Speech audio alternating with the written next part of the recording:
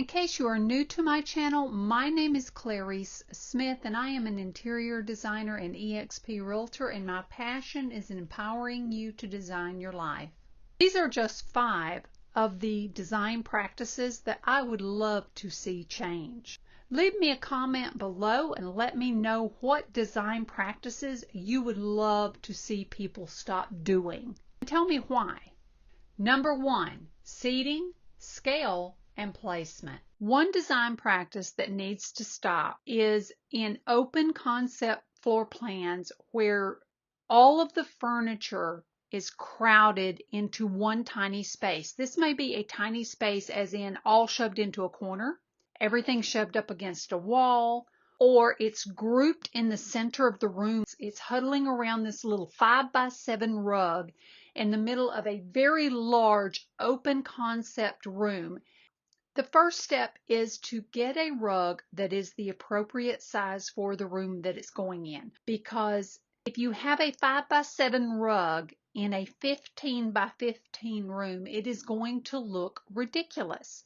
There is a practice of just putting the front legs of furniture on the rug, and in my design opinion, I think I understand the concept because smaller rugs are more budget friendly, but when your furniture looks like it is clawing to hang on to the seating area, it just looks out of place. All the furniture legs need to fit on the rug. So get a rug large enough for the room and large enough to hold the furniture that's in your seating area. Get appropriate scaled furniture so that you don't have tiny furniture in a huge room, nor do you have overly large furniture that's too big for the room and too big for the rug, and it just dwarfs the size of the space. There is a method to design, and if you're going to do your own interior design, then you need to learn those practices, the methods, in order to arrive at the appropriate size furnishings for a given space. A lot of times I will see where there really isn't a seating arrangement. It almost looks as if the furniture was just kind of set in the room wherever there was a free space, and there it remains. There's no concept to focal points. There's no concept to it being a proper distance for appropriate conversation or comfortable conversation, and that also looks very out of place. And when furniture is the wrong scale or it's in the wrong position in the room, you can really tell it, because sometimes the furniture will actually occupy a smaller space than the surrounding traffic flow areas. In other words, it's floating on this tiny carpet, and there's more floor space without furnishings that is not being lived in. It's like a little island in the center of the room. You want it to be spread out so that it takes up that space. The point of good design is to balance out the space with the furnishings that you put in it. When you are making a seating arrangement within a space, it's important to have a focal point, because without a focal point, it just looks chaotic. The person occupying whichever seat they're occupying, they don't know what to look at. When you have a focal point, 1, your furniture is going to be the proper scale for the room, and 2, it's going to automatically direct you where you need to look. So if it's in a room with a television, the focal point may be the television, or it may be the fireplace, or it could be a view. And you want to have your space set up so that the occupants in that space can enjoy the intended view. It's also important to have the correct quantity of furniture in a room, the correct number of pieces to occupy the space, so that it doesn't seem sparse and cold and uninviting.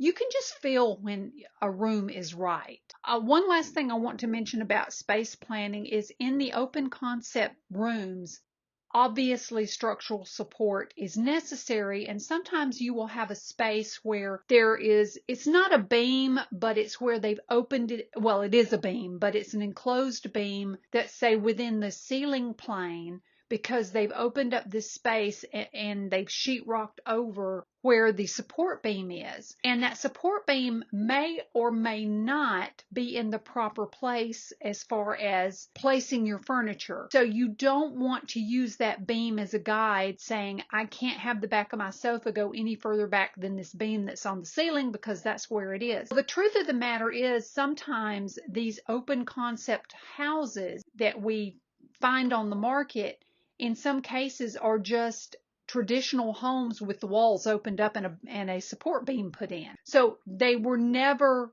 built to be open concept. They were changed to be open concept. Therefore, when they do open it up and combine two rooms into one, you need to go more off of the floor space and the wall space, determining where your seating areas are, where your spaces actually begin and end, versus the ceiling, because the ceiling is not always your best guide. For example, in this picture here, the sofa, they've ended the back of the sofa at the very point where this beam is, but the space was two rooms combined into one. So actually they could have backed that sofa up an entire sofa's width and or put a table behind it, a console table with some lamps to fill up that space, because there's really just too much walkway, but the seating area itself is all shoved over here in the left corner of the combined open space.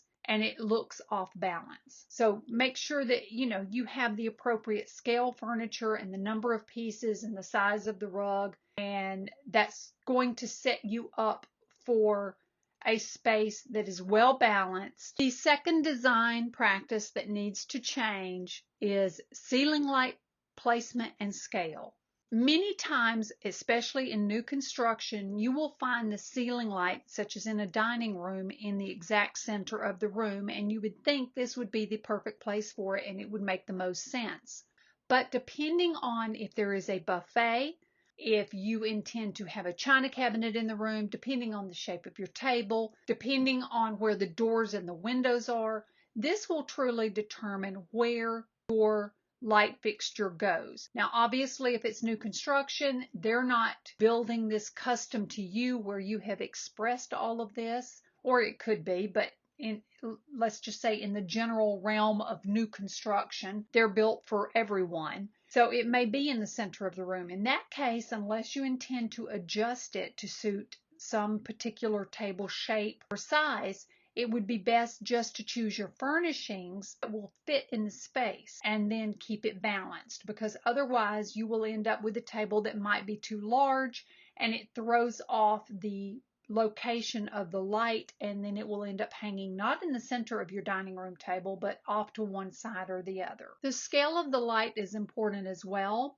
If you have a light that is too small over a dining room table, it's important to take into consideration the scale. If it's too large or too small, it's going to look awkward. It's not going to put off the right amount of light. It needs to be hanging at the right height above the surface. And it also needs to be, the light need to be directional for the purpose they're intended. So in other words, if you are working over an island, you're going to want that light to be coming down. You're going to want it to be directional down, because it's a task light. You need to see in order to do things. If you're sitting at a dining table, yes, you need to see your food and you need to see the people sitting at the table with you, but you do not want bare bulbs staring you in the face, and so you don't want the light too low. You want there to be some sort of diffusion there to make it easy on the eyes and just to give a nice ambient glow when you're entertaining. So the scale of the light matters, because if it's too small or if it's too large for a table, or maybe it's just not prominent enough, like the example here where you have all the little lights above the stairs, that looks very, very busy. And because there are so many individual pieces in this section, because you have each of the individual stairs, you've got the railings, you've got horizontal and vertical lines, there's so much visual clutter there that when they then add the 6 or 7 lights that are above it,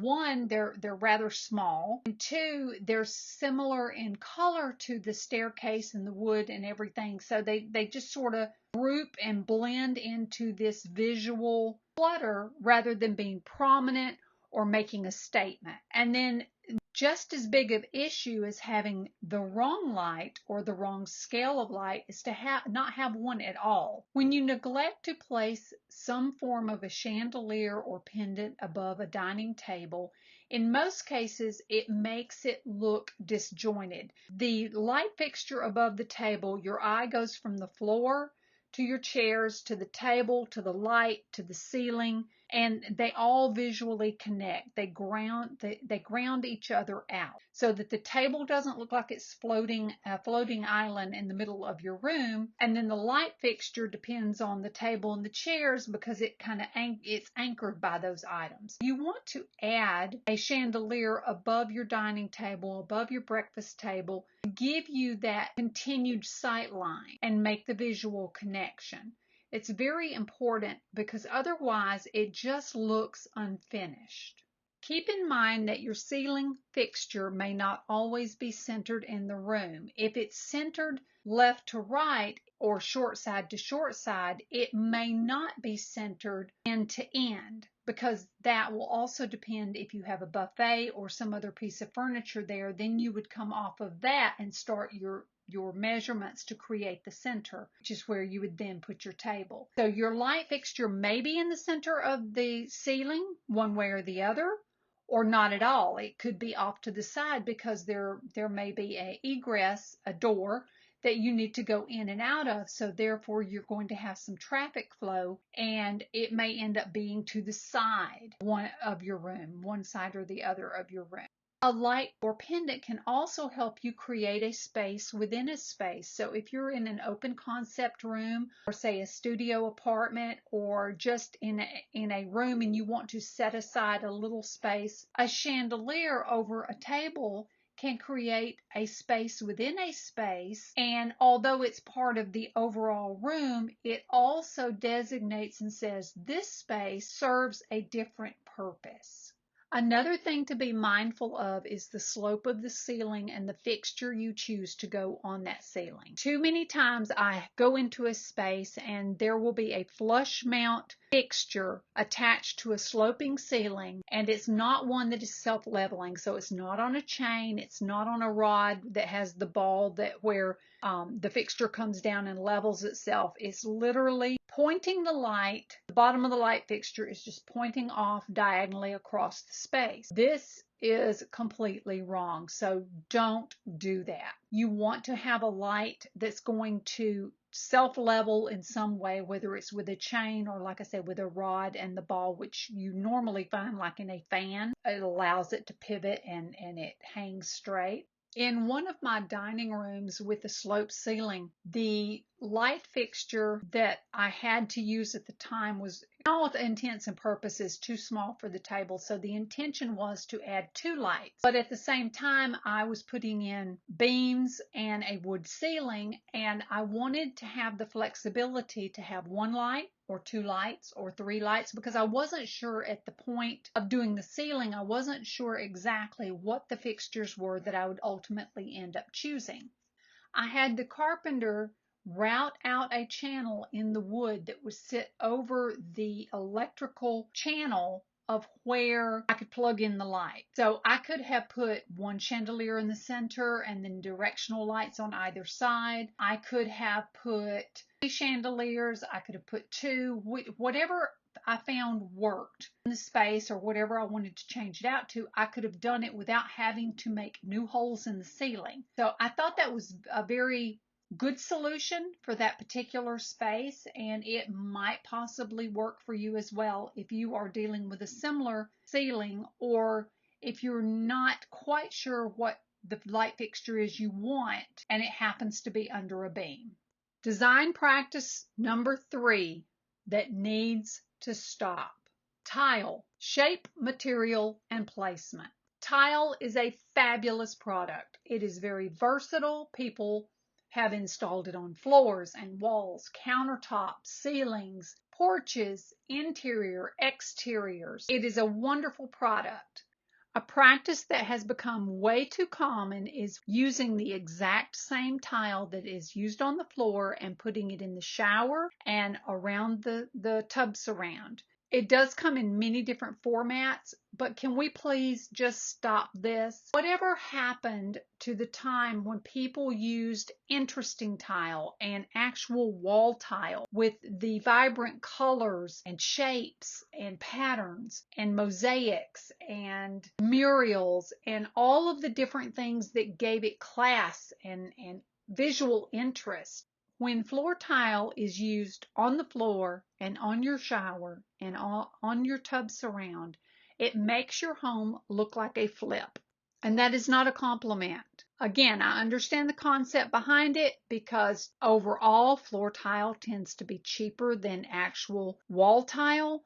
When looking at wall tile, there are colorful wall tile in many different colors and shapes, types of material, finishes. Some is very textured, some is very smooth, but you can also create a very neutral backdrop if that's what you want, but the shape and your grout color can give it interest. There is tile that is very neutral in color, but the shape of the tile, the pattern of the tile is what gives it excitement and movement. And or you can choose a very simple shaped tile, but in very bright and boastful colors that can also give it design and interest. In the practice of putting the same tile on the floor, the tub surround, and the wall, sometimes the chosen tile will be the large format. So the problem with this is if you take the tile and put it over the entire space, you need to make sure that your foundation is secure. Slab is preferable to crawl spaces, and it needs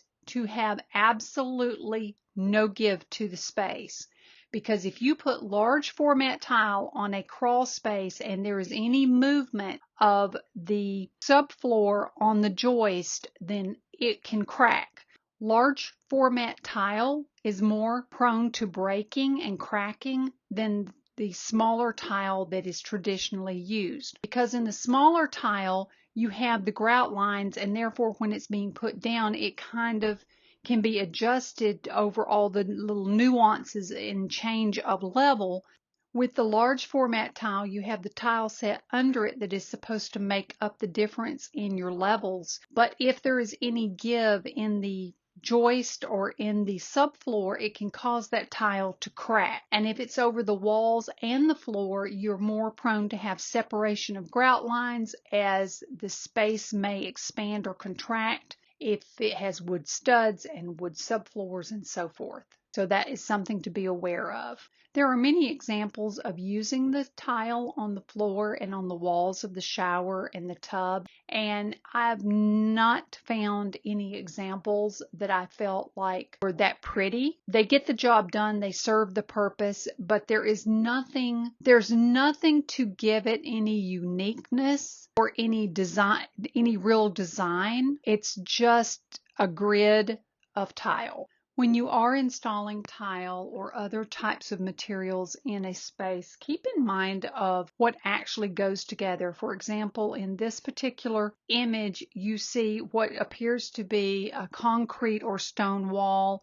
You have the pretty plant and the rocks, and it's very zen. And then you go to the right side and there is a grid of tile. The grid of tile is something you would never find that particular layout or that particular shape in nature, and so it conflicts with the zen that's on the left. There are many other choices that you can make other than just doing the square tiles everywhere. There are so many types of materials that can be chosen. Some of them are ceramic, some of them are porcelain, some of them are natural stone. But you can go over the wall with a marble pattern or a colorful pattern or a mosaic. There are just many choices that you can make to give your space interest. And the cost, of course, will be more in general than just using 99-cent floor tile. Once installed, tile tends to be in place for a while, so it's best if you want to make a style statement to do so by choosing an appropriate tile that will tell the story, the design story that you're trying to tell, and something that will give you longevity and give you joy.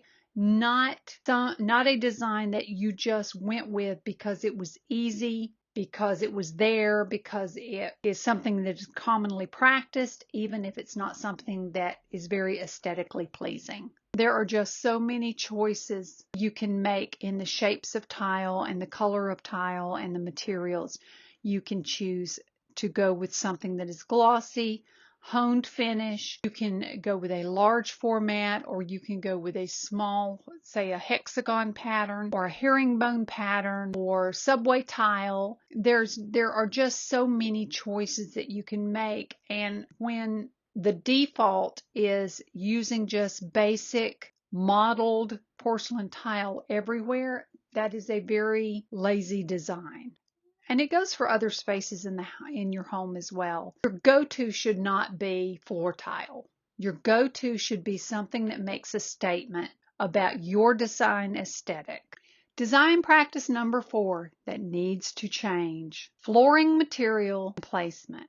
When we're choosing flooring material for our homes, we have a plethora of choices: tile, wood, concrete, stone. There are any number of finishes and materials that you can choose to put in your space. One of the biggest design issues I see when it comes to flooring in a space is there is not enough thought put into where the flooring is being put. Obviously, it's being put on the floor, but as far as where does it start, where does it stop? And a lot of this comes back to the whole open concept or visual sightline. If you have a space and you have a different color flooring in every single room, or even multiple types of flooring in the same room, this is very visually jarring. It can make a space look very muddled. It can make it look cheap. It can make it look like it's been kind of thrown together. The best practice when choosing your flooring, especially if you have an open concept area,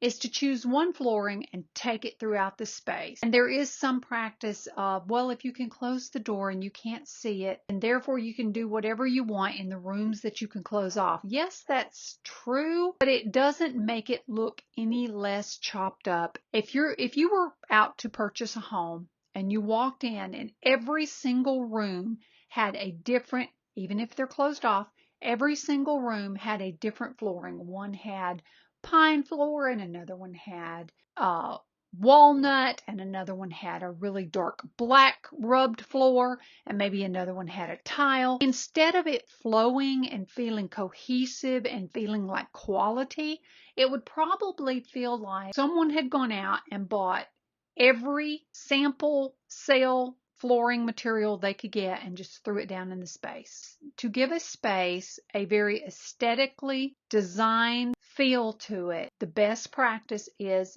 to put the flooring throughout the space. And today, with the bamboo flooring and the different choices that we have, you can have wood in the kitchen. You don't have to go from the kitchen into the living room and go from tile into wood. If you're going to use tile, then use it everywhere. The caveat to that is if you're using tile in a large space, again, I would very, very much encourage you not to lay it out in a grid. There are so many patterns available that you can put different sizes together to create pattern, but visually it's not a grid. The grid is just very busy. It's very jarring to the eye, and you want a grout color that's as close to the color of the tile as possible because you do not want to highlight the grout color. We change color in things in order to highlight certain things. So when the grout color is very, very different than the tile color, then it's going to stand out and it's going to create that visual grid, and it's going to be very busy to the eye. If you choose a grout color that's very similar to the tile, visually it's going to read as though it's a solid surface. One, you want to have as small grout lines as you possibly can have for the particular type of tile you're using, and you want to match the grout color as close to the tile as possible. And then make sure you seal it so if it is a lighter color grout, it's not getting stained. But when you can have the same flooring go throughout the space, it just gives it a very finished look. Design practice number 5 that needs to stop: exterior trim and detail. For some reason, it has become a practice, and again, we're going to, just dog-ear that as budget. builders will put generally the outside corners, the inside corners, maybe the gutters and the downspouts to be white, and that be against the body of the house, even though the body of the house color might be a different color. To have the outside corner and inside corner match the color of the siding, generally it costs more. It has become so common to have the corners of the house a different color than the house body. People even started thinking this was the way it was supposed to be, and even on different types of siding, even if it was wood siding, they would paint the corners white, and it might be white against some other color such as brown, red, or blue. You won't find this so much with stonework, brickwork, even if it's painted, because they don't need the corners in order to seal where sides meet. And that's the whole purpose of vinyl siding, is you have the inside corner and outside corner to cover up that gap. But when you paint every piece of molding different color, or you paint all the molding and then the sides are just this strip of white going down the corners, it can make it look very busy. The proper thing to do is to make the extra investment. It's not that much. It's only a few dollars per corner, and have them put in a corner that's the same color as the body of the house. Again, you paint things a different color to make them stand out. There's no reason to make your gutters stand out. There's no reason to make the corners, the inside corners and outside corners, stand out. These are not key features of your property. You do not want them to stand out. You want them to disappear. You do not want to see them. You want them to be there to service you, but you do not want to see them. They need to completely disappear. And if that means painting them, for example, if you have a stone house and your gutters are big box store vinyl, paint them to match the body of the house. If it comes down and it hits 3 different colors as it's going down, then you paint that section of that gutter the color it needs to be to blend in with whatever it is touched, because at the end of the day, you do not want to see them. They just distract, and they're ugly. People, they're ugly. I'm going to call it what it is. They're ugly. Stop doing it. The only thing you want a different color is things that you want to stand out. Maybe your front door, maybe the roof line, maybe your window. It doesn't matter. Whatever it is you want to stand out, you can paint a different color. Your railing, but do not paint the corner of your house. Do not paint the downspouts, or do not leave them the basic white just because they're cheap. Because they look cheap. Now, the reason builders do this, this is just on the corner pieces. The reason that builders do this is because to match the corner pieces to your vinyl siding, it costs more. It doesn't matter if it's in stock or if it's special order. They're going to cost more to match your vinyl siding, because I guess the white is mass produced and easy to get. So they save a few bucks. There's generally anywhere from $6 to $10 or more difference between each piece. And if you look at the example here where they were originally put on to match the color of the house, just on the front section, you have 5 outside corners on the left side. You have an inside corner on the porch. And then you have partial pieces on the base of where the posts are. You are looking at about 11 strips of corner molding before you ever make it around the corner of this house. So yes, it costs more, but it looks so much better without having that contrasting color. So my purpose of this video was just to share a few of the things, because design is a very, very, very large subject, but it's made up of many small practices. And if we can become aware, I think it's important if we can learn the smaller things, or maybe a grouping of things that we could practice differently to add more of a purposeful style to our homes, and to do it in a way that it's aesthetically pleasing. Perhaps it adds extra value because it was done right. I think that's important. So these are just 5 of the design practices that I think need to stop and need to be done in the proper way. And I may share some others in the future. but I hope you found this video interesting. And if you did, leave me a comment below and let me know what you think about each of these points. And maybe if you could mention any that you're aware of that I might not have talked about today. It would mean so much to me if you would subscribe and become part of our community of powerful people. Thank you so much for spending time with me, and I will see you in the next one.